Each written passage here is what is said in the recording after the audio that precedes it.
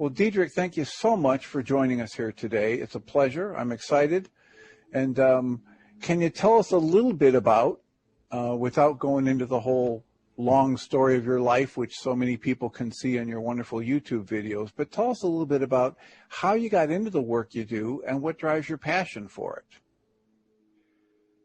Yeah, it's a great question because there's so many ways of looking at it, but the short version would be that for a good 50 years of my life, I was absolutely driven by self-hatred, self-loathing, and there came a time when I turned around 50 when I said either there has to be a better way or I can finish this short journey around the sun and step out. And I had a place on the Vancouver to Whistler Highway where there was a very short stretch where there was no barrier. And if you went through there, then there would be a 2,000-foot drop and there'd be no risk of a wheelchair.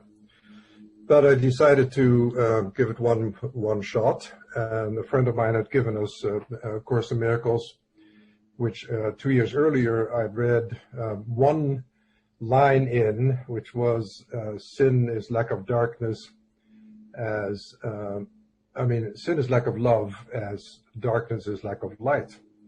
And I thought that's an amazing statement and I totally agree. But then the next line had the Father and the Holy Spirit and the Son, and I said, this is not for me. So I threw it away, and 2 years later I got to that point where either I was going to finish it or something had to happen. And I opened the Course again, and this time I did not see the offending language. I just saw the message. And the message that I got from the Course was varied, but consistent with all the other major universal spiritual teachers that I was very familiar with. And that is that this world is a dream, that you are the dreamer, that who you are has never been affected by who you think you are, or by what you think you've done, or by what you think has been done to you. In other words, it completely eliminated the possibility of being a victim. And I'd been a very, very faithful victim for a long time, starting with 3.5 years in concentration camps, which was a good victim position to begin with, and then continued because I was just getting evidence for my self-hatred wherever I went. Absolutely stunning how effective that idea is once you recognize that everything in my life has been chosen by the false self or by the loving self. Well, and there's a dynamic that you just alluded to, which is so powerful, which is if you hold a belief, your mind will show you the evidence to prove that belief. Inevitable. Absolutely. And that's why I love the idea that whatever you have in your life, you have chosen. That's why our organization is called Choose Again. What that Choose Again does not really address is that you cannot choose as long as you don't transform your core beliefs. You have no free will. It's the core beliefs that do the choosing for you. And once I recognized that, I also recognized that these core beliefs were chosen by me, in my case, 78, 79 years ago. And I had always believed them, never questioned them. I had seen a few psychiatrists who basically told me I was a hopeless case and get used to it. But then I realized, no, that's not true. I really began to understand that there's no such a thing as personality. I began to appreciate that there was no such a thing as character. And that all these personality, character, who you think you are just inventions. And to own that invention joyfully and say, wow, that attests to some power, but also it attests to the possibility or the potential to transform these. And that's what I set out to do. And I said, well, the course clearly has 365 lessons, so my mouth is not too rusty. I can figure out that's a year program. So I thought I'd give it a year. And if it doesn't work, I can always find a spot to drive my car off the road. But I already knew within a week that my life was changed. It was absolutely dramatic how fast that went.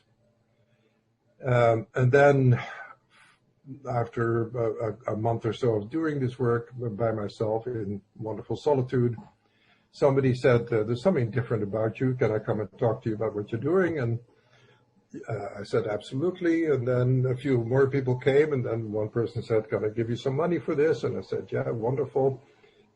And by the end of the year, I was a therapist, which I've never been. I don't have any official credentials.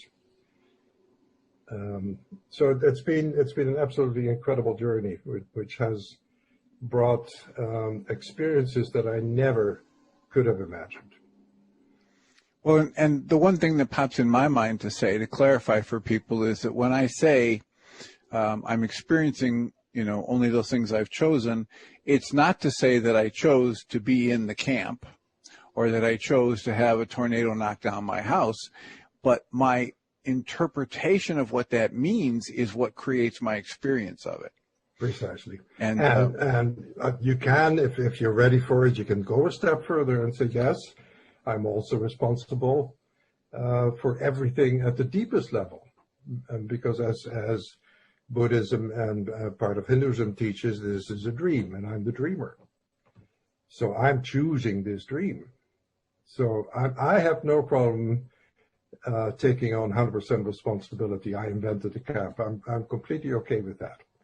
Now, to most people, that is insane, so I tend not to go there. But I'm very comfortable with that idea. But what you said is absolutely valid, because most people are not willing to take 100% responsibility for everything, but to be responsible for the interpretation is an immensely freeing idea. Well, and the critical part for me is I'm trying to help people come for therapy, or they come with various issues to the Journey's Dream or any kind of a spiritual self-help thing, is regardless of whether or not I think I created the camp, if I use your 6-step choose again process, my experience gets better. Mm-hmm. Completely. My life gets better. Yeah. Yeah. And the beauty of that, of the process, is that I always take it back to what I, in the process, call the earliest memory. Now, the earliest memory may be 2 months ago. It's not genuinely the earliest memory, but that may be all you're capable of at this point. Then you do your work at that level. Eventually, and I had clients who said they had memories from in utero, and I thought, well, that's a little steep for me. But then I had an experience where that became clear too. So things have happened to us, and what we've done with them is a demonstration of who we think we are, what we've constructed. The architecture of the self is completely self-made. So I can undo that at the speed that I'm ready to do it at. I can take years, or it can take 2 weeks, or I can take 1 day. So the time it takes to achieve a level of healing that brings joy in your life is however long you choose it to take. How long do I want to be right? And as long as I want to be right, that you should not have spoken to me like that, or that my father should not have been drinking, or that my mother should not have been depressed, then I'll stay there. And as soon as I say, I don't want to be right anymore, I don't want to be right, I've been wrong all my life, it is time to admit that I'm wrong. And how do I know I'm wrong? I'm not happy. It's that simple. Yeah, I'm in pain. Yeah. If I'm in pain, I'm in error. That's right. Yeah. Yeah. So you started that out, and then you had, within a year, you were a therapist. And what's it progressed to? What is the current status of your life as a therapist, or as an intensive center leader, or whatever? Yeah, looking back at it, it's been really a remarkable experience in that, like by the end of the year, I had a full practice, and then somebody came to me 3 years into it and said, I have a very, very difficult adopted son who has all kinds of issues. He gets kicked out of school. He gets into fights. He's into drugs. He's just an all-around bad actor, and I don't know what to do with him, but here is some money. Can you please take him away? And she wanted me to take him to Costa Rica, and I was familiar with Costa Rica at that point already. And I said, okay, I will, but not one-on-one. So I asked a colleague of mine, and we invited 5 other teenagers. And so the 7 of us set out to spend 2 months in the jungle, seeing what healing could take place, not just for the kids, but also for ourselves.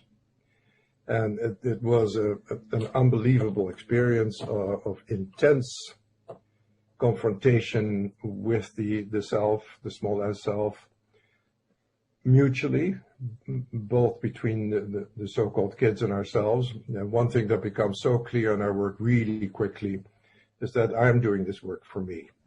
I'm not a nice guy. I'm not here to help you. I'm here to help myself, and you bring me that healing. And that was so clearly demonstrated in the 2 months we spent with those kids. And then after that, that same person, a year later said, if you wanted to open a center in Costa Rica, I've just sold the house and I'm willing to invest 50,000. And I wasn't particularly concerned because we needed a lot more than 50,000 to open a center. So I said, well, that's wonderful. But then within a week, we had 250. People came from nowhere. Suddenly, one person as much as 100 and several others 50 and a few 75. And before you know it, we had 250, and that was enough. So off I went to Costa Rica at age 63 and started the center with my daughter and a team of volunteers. Worked our asses off, transformed the place, which was a complete disaster area, basically a large garbage dump, and transformed it into an unspeakably beautiful environment, high up in the hills overlooking a lake, surrounded by rainforest, where we now do our residential work. Yeah, I remember hearing you say something about the synchronicity there, or coming home, because at an earlier time in your life you were up at about the same elevation with a lake. That's right. Yeah. Yeah, I was born in Indonesia on the island of Java after the Japanese had invaded Indonesia. So my parents had fled into the mountains hoping to escape the Japanese. And that place where I was born was at 2,500 feet on a lake in the tropics. So when I discovered this place, 2,500 feet on the lake in the tropics, the same smells, the same sounds. It was like a salmon coming home. Well, so how often are you there, and what kind of schedule do you run of having, whatever you call it, intensives or retreats there?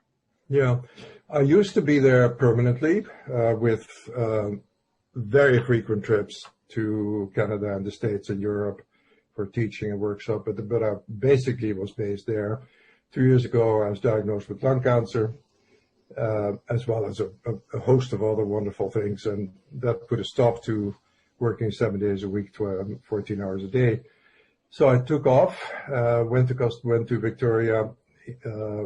Stacy, my partner, and I healed the cancer, but then other issues came up, as I mentioned to you. A number of messages that this body is worn out, and start treating it differently. And the crazy thing is, of course, that I still have the back of my mind, if I can lick what I have right now, then I'll be back to being 50 years old. And I can but no, you're 79 and just behave yourself accordingly is the message I keep getting. But the center is there 24 hours a day, 7 days a week. It has a phenomenal staff. I mean, our staff are all ex-clients, so they're all people who've come through the program, and who, through their dedication to their own healing, of course, immediately recognize that the most efficient way to heal is to help others, is to be involved in the healing of other people.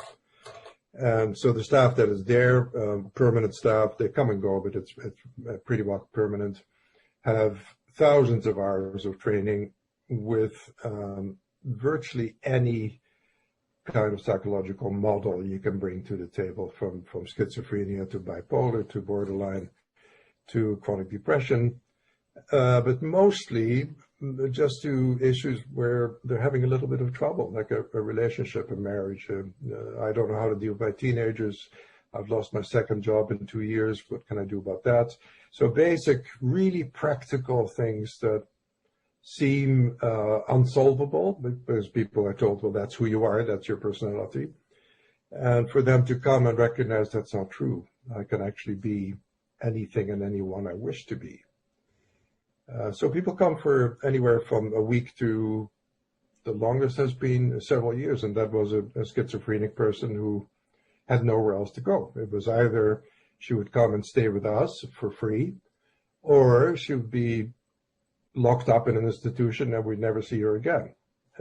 And there's nothing in my mind, if I can help anyone avoid what I call the curse of pharmaceuticals, I will do that. Now, having said that, I quickly want to say that pharmaceuticals absolutely have a role to play. If I'm about to hang myself and you say, here's a pill, it'll make you feel better, I will take that pill. But not as a life sentence. I will take it in order to calm down my mind, to give me some space, to give me some breathing room, and then to get to work and recognize in the long run, I do not need medication. In the short run, absolutely, they have a vital role. So several questions are bubbling up for me. One of them is, how do people find out about that center in Costa Rica, and how do they get in touch with you? Where's most of your referral flow for that? Is that all coming through the chooseagain.com website? It comes partially through the website, mostly to the videos that we have on YouTube. People see those. We have a number that are extremely frequently watched and have a lot of information. But I would say that 80% is word of mouth. People that have been there tell their friends, or their friend notice. And if you go there with your partner and all your friends know you're in trouble, but you come back holding hands and clearly being in love with the self and each other, then that piques interest. So it's word of mouth. It is, we've always been really bad at what I call mainstream marketing. I have no idea how to do that. And it's never really appealed to me. There are people that are good at that, but we are not. And it's funny, we had a client a long time ago who wrote a little newsletter, and one of the items was about me, how to run the most successful healing center on the planet and not make money. So that seems to be our specialty. Great title. Yep. Yeah. So money, we've never been driven by money. Let's put it that way. So the website is choose-again.com. Yeah. And one of the primary tools is your 6-step Choose Again forgiveness process. Can you tell us a little bit about that? Yeah, it's a tool that sort of organically grew in the first year of my work. We had another process that we used that we modified to arrive at this one. And this one is really simple and straightforward. And the ego finds it almost unbearably difficult. But it starts with the first step, which is to acknowledge that you're upset, which means I'm not at peace. And for most of us, including me, that is only 23 hours and 58 minutes a day. But to acknowledge it is really difficult. We're not in the habit. We're saying, well, it's not a big deal, or she always talks like that, or of course it's going to rain today, why wouldn't it, whatever. We ignore upsets, but we ignore upsets at our peril, because an upset has an unbelievably healing purpose. So to recognize that I'm upset is the first step. The second step is probably the most radical of the process, and that's it's about me. It's not about my mom, it's not about my dad, it's not about my siblings or my teacher or the concentration camps. It's not about any of that. It's just about me, 100%, unquestionably. Most people say, interesting, but, and then they come out with all the exceptions, but you cannot make an exception. This is one step that is absolute. If you're not willing to take it, that's perfectly fine. But if I'm not willing to take it, then I rejoin the ranks of victims. You don't need to go to the other 4. No. you stay in your wonderful victim position, and it's all your fault. There you are, it's your fault. If you don't want to do that, then step 2 is a breakthrough. the next step is to recognize what I'm feeling at the moment. And for me, that was very difficult because I had only two feelings. That was rage and numb. Partially because I drank and did a lot of drugs in those days, but also because I didn't allow myself to feel. And that goes right back to the camps. So I designed a feeling sheet, which has some 64 feelings on it, which we use, and I used to use religiously till I learned how to feel. And it took me a little while, and to my, maybe not surprise, but I've recognized that a lot of people are not particularly aware of their feeling. Why is that important? Because the feeling is chosen by a belief. So each belief that I have chooses feelings. Now, it could be that one belief chooses different feelings, and when you go through the process, you come out of that belief. It could also be that there's several beliefs in one upset. So the first thing you do then is to say, what am I feeling? What is the strongest feeling right now? Is that a familiar feeling? And the answer is yes, because I don't make new feelings. Any feeling I have now is a replay of what I felt from the age from 0 to 8. So it's a familiar feeling. Then I say, take that feeling and allow it to walk you back to when you were a little boy or a little girl. What was happening? Somebody did or said something around you, and you at that moment chose this feeling and you made up something about you. What do you think that was? And then almost without fail, I would say 95% of the time, people go to an early memory and immediately recognize what it was. So now I know the belief that chose that feeling is, you name it. I'm not good enough is an incredibly common one for everyone on the planet. I'm not loved. I don't belong. I have no right to be here. Whatever I do, it will never be successful. It will never be enough. Those are pretty classic core beliefs that we walk around with. Then the forgiveness is not so much a forgiveness for what I've done or what anybody else has done. It is a forgiveness for that belief. I forgive myself for believing this because it's not true. But the I that does the forgiveness is not the ego I. It is the third part of the mind. And the third part of the mind is the loving self that has never been touched, never been affected, hasn't changed, is simply waiting for me to welcome it back in. That is the part that does the forgiveness. The decision maker, which is the second part of the mind, is the one that has to choose to do that. The first part of the mind is the ego, which is the set of beliefs, the construction we call Diederik or we call Timothy. So the forgiveness, God forgive me for believing that I'm not good enough. That is not true, says the loving self. You are good enough. It doesn't matter what you do or what you've done. You are good enough. Whether you're a dishwasher or whether you're president of the United States, you are good enough. You have nothing to prove. And when people hear that their worth is intrinsic, first of all, they reject it out of hand. And then I say, close your eyes for a minute and allow in, how would it feel if that was true? How would it feel if the value you have is an intrinsic value, which you cannot improve, you cannot decrease it? How would that feel? And then absolutely without fail, their face lights up and say, well, that would be incredible. Great, then that's how you're going to live. And then the last step is the last forgiveness. Second forgiveness is forgive me for forgetting that who I am has never been touched, has never been affected. No matter what happened, no matter how deeply traumatic society calls my early youth, it can have had no effect on me unless I chose it. And the I that chose that effect is the I we're transforming. And that's the process. And that whole ability to identify the belief system that I chose, that I download, and then question it and see the false nature of it is key to a whole series of works like this. And yours is this wonderful, simple process. It's so similar to a host of others. It's a delight to find yet another person who's teaching it from a slightly different perspective. The same basic dynamic. I mean, this is how we function as human beings. We're creating our experience of life, and we're doing it every time we know we experience a tension or a negative emotion. We could use it as the wake-up call. It says, hey, Tim, your thoughts are off the mark.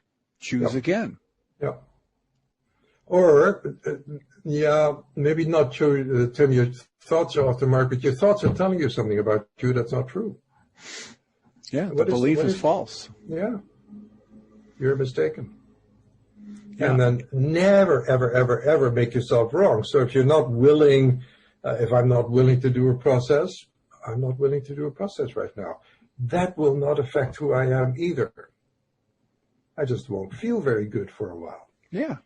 And it has happened, believe it or not, even after 25 years of doing this, that I still have moments where I don't want to process. I want to be right. And then I hear that voice, and I hear myself laughing at the same time. But there's such a block. There's such an addiction. Well, there's a wonderful video available with you and Gabor Mate, and he says, hey, I was over at Diederik's place, and I learned this stuff, and then my wife didn't pick me up from an airport, and I spent 3 days pouting. Right? You know, it's a choice, and it's okay. What we often tell people is choose to be gentle with yourself as soon as you can, even in those times where you're not willing to pick up a tool and resolve the issue at a fundamental level. Let yourself be aware that you're okay even when you're not feeling great. Right, and there is a very distinct but fine line between being gentle and being indulgent. And indulgent means I'm going to sit in this, I deserve to feel this, I have a right to feel this. That is indulgent. Gentle means I'm not really somehow, for some reason, prepared to heal this right now. And that's okay. I'll do it tomorrow, I'll do it 5 minutes from now, or I'll do it next week, but I'm going to get around to it right now. I'm not willing. That's okay. But don't justify it. Don't say I have a reason to feel this. That is the difference. So I never justify how I feel, but sometimes I'm not immediately jumping into a process. Yeah. Yeah. You know, if I argue for my limitations, they are mine. Yep. If I try and you can be very convincing. Yeah. I tend to believe it because it comes from a really good source, right? Me. I think I know. Yeah. And that whole idea of being gentle with myself, Sylvia Boorstein, a Jewish Buddhist grandmotherly type, would put her hand over her heart space whenever she's upset and just talk to herself gently and say, Sylvia, sweetheart, you're in pain. Mm-hmm. Take a few deep breaths, calm down, then we'll look at what's going on, then we'll decide what to do. Yeah. But if I try to act from that pain state, even when I'm deciding I'm right and I don't want to do this, then I can, beat myself up pretty good. And I'll get more evidence. See, that's the how I mean, remember Einstein's question, is there's a benevolent universe? And the answer is, of course, yes, but it's benevolent in a way that people don't recognize as benevolent. And that, from my point of view, is it keeps sending me the same pain till I recognize this is not pain. This is an offering of healing. I need to change my mind about what is being offered here. I'm not suffering. Suffering is my interpretation. And once I get that, then I can say, well, who's the I interpreting? That I have to transform. Otherwise, I get the same interpretation. Yeah, one of my favorite teachers is Dr. Michael Rice, and he says, he's probably not the first one to say it, but he talks about it this way. He says, the purpose of pain is to make my ears grow so I can listen to what I need to change. Yep, and Guy Finley will say that the lessons I need to learn in life ride into my life on the back of the events I don't want. Right. Yeah. If I reject the event, I lose the lesson. Yeah, exactly. And they'll keep coming. That's the beauty. And they're all replays of something that happened 79 years ago. It's the same thing over and over till they say, okay, I get it. I better heal this. And then the healing is almost immediate. often not permanent. Often the relief is temporary because the belief is powerful. We often compare it to if you're in Costa Rica and on our property it's 90% rainforest and 10% is where the buildings are and there's a bit of area of grass, etc. But it's mostly rainforest. And if you want to make a path in the rainforest, you need a strong arm and you need a very sharp machete, and you can make a path. Now, if you come back a week later, that path is gone. You won't find it. It's the same with this work. So the ego's neural pathways are like a 12-lane highway that every thought automatically runs on. And the new pathway that you and I are making together is that little path in the rainforest. Now, if I'm committed to my healing, I will turn that little path in the rainforest into a 12-lane highway. I will neglect the ego's neural paths. They will now turn into the rainforest. So after a while of doing this work, you will notice, and I've noticed, and I'm sure you have too, wow, I suddenly reacted really lovingly, where before I would have been irritated or annoyed. Yep. And this time I just looked at it with love and had a wonderful time. That's the new highway. And there are also times where I did a lot of work and I got pretty good at being calm, and then I get triggered. Mm-hmm. And I was, if I'm honest and I look at it, I went back to camp and slept for a couple weeks, and the forest overgrew and the ego pathway is opened up again. Yep, yep. So, and I'm glad you said that, because it's not this is not a fix. And people expect, we're so living in a society of fixes. Give me a pill, give me a line of Coke, give me a pill, give me a joint, give me a glass of wine, and everything is fine. That's what we're used to. We're not used to saying, this will take a while. We're going to make progress. That's inevitable. There's a wonderful line in the Course in Miracles that retrogression is temporary. So you do have setbacks. I do. But it's always temporary. Not only that, but the level of comfort, which before was at a -40, the comfort zone where I thought I should live, over time has been raised to a +5. So it never goes down to -40 anymore. It now goes from a 9 or a 10 down to a 5. It's okay, work to be done. So the fluctuation gets narrower and narrower. I think about the idea of the muscle memory. And we tell people, when you started to throw a ball, you weren't very good at it. But if you practice, eventually your body gets that muscle memory. Exactly. I just finished talking to an integrative psychiatrist yesterday who talks about how ridiculous it is that we teach children at 3 and 4 and 5 years old to wash their face and hands and brush their teeth and take a bath on a regular basis. And we don't teach them the mental, emotional hygiene. And there are these specific tools we can use, and we should be using every day, right, to clean up the system, or as in your analogy, to clear more of the path in the rainforest. Yeah. And if we do that, we get the results. If we don't, we get the other results. Right. We get the auto process. Exactly. And that's because we're so used to behavior modification. So we think if we only behave well, we're okay. But that puts an enormous strain on the inner system where behaving well goes against who I think I am.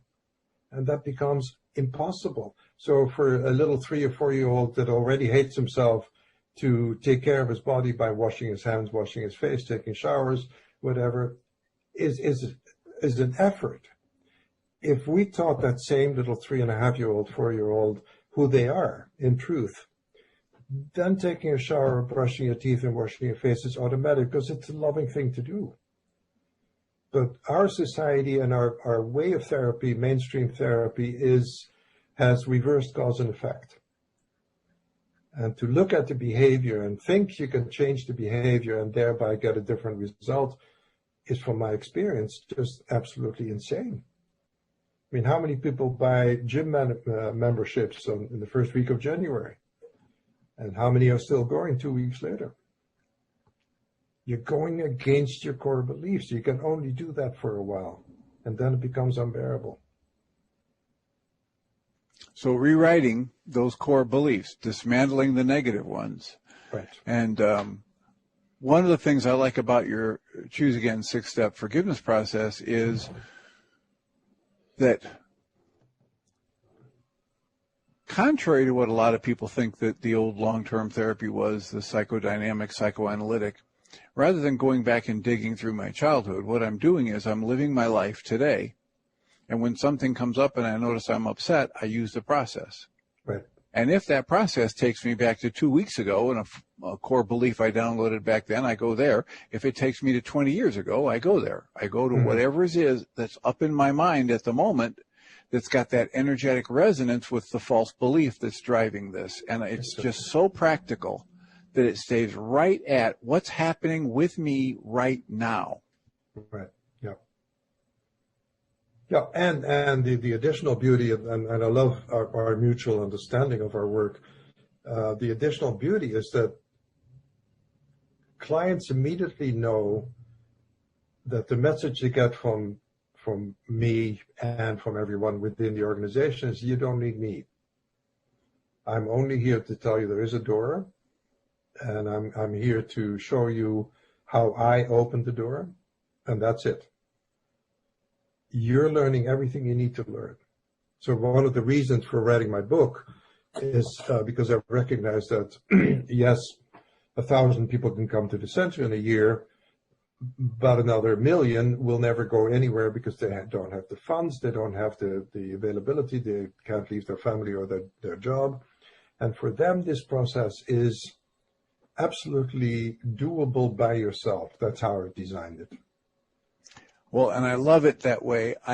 You just reminded me of your book. I thought, what kind of an interview am I? Yeah, the book. I read the book. I have it on Kindle. I have all kinds of things highlighted. I thought, hey, when we do this, I have to ask them about this story or that story. But I got so excited just having you here face to face that I forgot all about that. But it is a wonderful book. I've read it. I've highlighted things from it. And I highly recommend it. I was going to look up real quick. What year did that get published? I just came, there's a book that I read every day and I make notes on it, and I think it's almost 2 years ago to the day. So it's a fairly new book, and yeah. I have to help you promote it here for a minute. The title of the book is Choose Again, right? Yeah, it's Choose Again. Six steps to freedom. Diederik Wolsak. I can show you. There you go. There it is. It's harder to do when you get it on. Is it in a mirror image or is it straight? It's beautiful. Okay. Yep. And we have the idea that you just purported. That's what I love so much about this. A lot of my favorite teachers have put so much stuff out there on the internet free. And here's the steps, here's the tools, and that's what you've done with this book. It's a beautiful representation of, first here's a 6-step process, and then here's a chapter for each of the steps, and then here are some stories, right? Here are some actual descriptions. Yeah, the case studies, the descriptions of how people have used this in their lives, how you've used it in your life. And I highly recommend the book. It's delightful.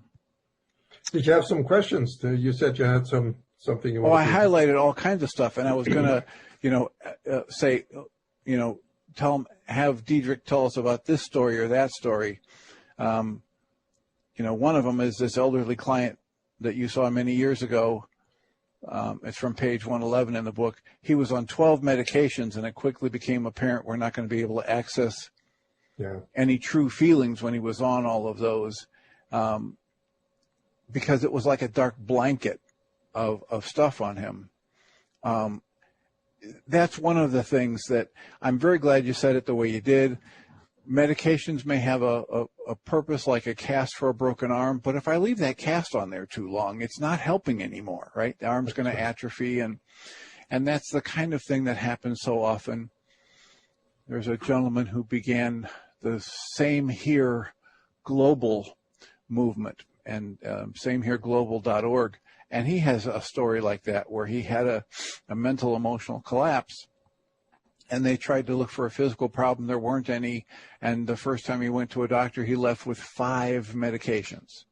And then several years later, he'd been through every medication they have. I think they said over 50 medications. And it wasn't until he ran into a therapist who told him the kinds of things that you would tell him. Hey, look, there's more to this than just taking pills. Why don't you take a breath?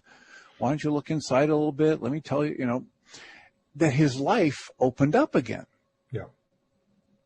Yeah, and the challenge is that people most of the time do feel better on medication. But what they'll never achieve or would never reach or where they'll never land is in a state of true joy. On medication, it's always described as coping. I'm managing really well. I'm managing my anger. I'm managing my fear. I don't want to manage anger or fear. I want to look at the eye that's afraid. I want to look at the eye that gets angry. I want to transform that eye. I used to be addicted to anger. I was angry all the time. I was just sharing with my partner when I was 8, when I was sent to a foster home in Holland. Within a day, I was physically fighting the entire school. They would surround me at recess, and I was this little boy of 8 years old, fighting with every single person that would come within 10 feet of me. That was my self-hatred attracting immediate evidence. Fast forward 14 years later, or 13 years later, I'm in the army. The first day in the army, in the barracks, I have 200 people after me.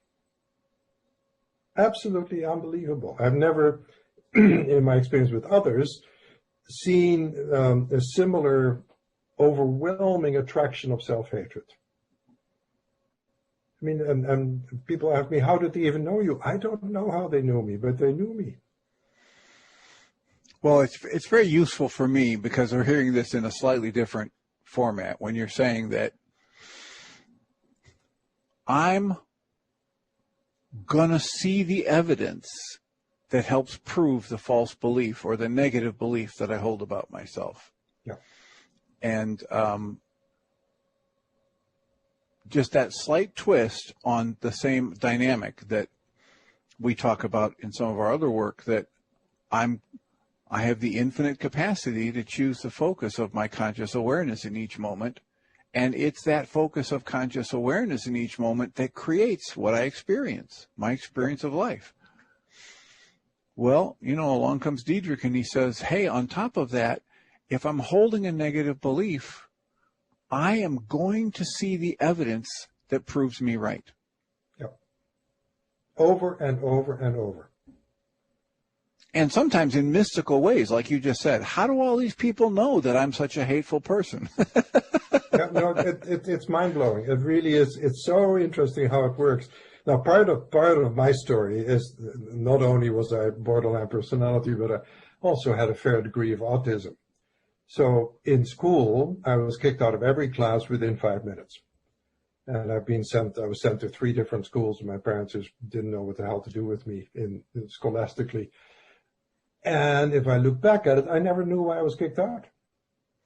It was always I blurted out something. I didn't know what it was. I'll tell you one little story. I'm not sure whether it's in the book or not, but it's priceless. Years ago, about 5 or 6 years ago, I was doing a deep meditation. In that meditation, I had a loving memory, and I couldn't really place the details of the memory, but it was an experience of acceptance. And an experience of acceptance was extraordinarily rare for me for the first 50 plus years of my life. So I went back into meditation, and I was in grade 8 in a German class, and my teacher, who was a brilliant teacher, fluent German, said something, and I didn't really hear him. And then he said something again, I didn't really hear him. And then I felt his hand on my left shoulder, and he says, "Das genügt, Elise," which is German for "that's enough, Elise."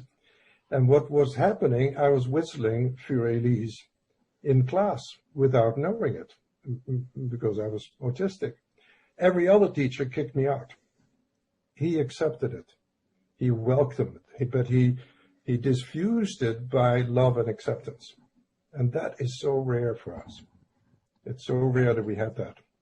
Yeah, there's a lovely story about, I forget the name of the woman, but she's talking about a very similar thing, and she was in class, and she's really struggling to get things right and to be a good student, etc. And the teacher decides to have a lesson on prepositions. And so she says, here's the box, and what's your relationship to the box?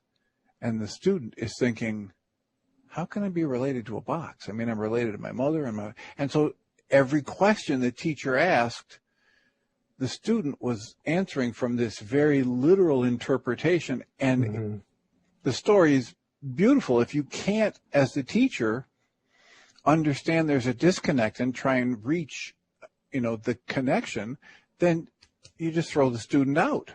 Yep. Or you ridicule him or her, or you assume that they have a negative intention. And right. Yeah, no, that's exactly what happened. I'm the only person I think that I know has done grade 8 3 times. They failed me twice, and the third time they failed me. Finally, my mother took my side, which never happened. It was always the teachers are right. I don't want to hear about it, but this time, so she went to the school director and went over my grades, and the school director, the principal said, yes, his grades, he's passing, but we don't like him. Honesty. From honesty. Wow. Well, so what's an aspect of either the work you're doing or projects that you're starting that I haven't even asked you about yet that we should include here before we wrap up? What we can include is that we teach workshops in the south of France every September. So this September on, we have 3 workshops in a wonderful place. I don't know if you've heard of Rennes-le-Château. Became famous through the Da Vinci Code. Okay. That's where it started. Beautiful medieval town on the hill, and we're right below it at the foot of the hill. And we do 3 one-week workshops there in September. 2 in English and 1 in Dutch, because I was Dutch and I still try to speak it, even though people laugh when I speak it. But and those are fun to go to. They're incredibly intense, and they're a great opportunity for people to see a part of the world that they may not be familiar with, and particularly with the COVID lockup. I'm really, I mean, my ego is quite eager to have a different experience from being in my office for the last 16, 17 months. So I'm looking forward to going. Don't know. So is information about that at the choose-again.com website? It either is on there today or it will be on there within a day or two, because we just finalized the dates. It took a while to get some clarity whether it's going to be done this year. But I think all the signals are on green. Travel is opening up, and so we've decided to go ahead and do it. And, of course, the place in Costa Rica is open. The place in Costa Rica is open, and we're already receiving clients. And that, there's something about it that keep in mind you're surrounded by rainforest. And if you haven't been in the rainforest, that is an experience that cannot be described. There's a life force. Everything is alive in the forest. It's never quiet. I have fairly severe tinnitus, and if you have tinnitus, then you know what it sounds like, because that's what the rainforest sounds like. It's at night. It's a constant sound. But I've had people that sit on the porch in the morning after arriving the evening before and saying, "This is all I need. I'm beginning to heal already." It's a primal healing environment. Yeah, and when we isolate ourselves from nature as much as we do, it creates problems we're not even aware of. So that's a wonderful thing. Yeah. So there was another thought that was just in my head. Let's see if it'll come back. Come on. Oh, you have that too, have you? Short-term memory is overrated. So I was thinking in terms of if there's a counselor or a therapist, do you have a special kind of a program for that? Do you just invite those people to go to Costa Rica or your other workshops? Do you hold workshops out in British Columbia where you are? In fact, yeah, we do, and we will again. Now we're opening up again. We teach workshops in the States and in Canada, in Europe, England, pretty well anywhere people want. Somebody in LA says, I have 14 people or 15 people that would like one of you to come and teach a workshop. We'll come. All right, excellent. But again, from my point of view, and it's not financially beneficial to the. Okay, I'm going to have to ask you to stop a minute. And just take a breath. We had a glitch in the connection. So you said something about it's not financially something. Oh, what I was about to say is not in our financial interest, but eventually I wanted to make clear that this work is designed to be done by yourself. In the beginning, everybody needs help. Everybody needs a teacher. There's no question about it, even though we all know the teachers within, but most people don't know that. And to learn that the teachers within is what we're about. After that, we step back, you know the work. And now I take very few new clients, but if I get a new client, the first thing I say, have you read the book? If not, read the book first, because then we're halfway there. If I start with you brand new and I have to teach you, it's going to cost you 100 times what the book costs in terms of finances. So right. keep your money in your pocket, do your work, come to us for fine tuning, come to us for when you're really stuck or you're in a situation suddenly where you say, I can't do this. I'm just not ready for this. Then we're ready for you. We're here. But most of the time you can handle these things. One of the things we always start with, or I always start with, is telling a client there's nothing wrong with you. And usually they get upset and they'll say, haven't you read my file? And I said, no, I don't read files, but there's nothing wrong with you. Well, I love that. There's another aspect of the book, and maybe we can talk a little bit more after this, but I just wanted to mention that you just triggered the memory that there's a part where you talk in the book that you sit and listen to people, and sometimes they're telling these horrible, horrible stories, and you're just calm. Right. And they say, what's wrong with you? Aren't you hearing this horrible thing that happened to me? And you say, yes, I hear it, but I'm not as interested in that as I am interested in your true self, your true loving nature. If you start telling me about that, I might be in tears in a minute. Yeah, exactly. Yeah.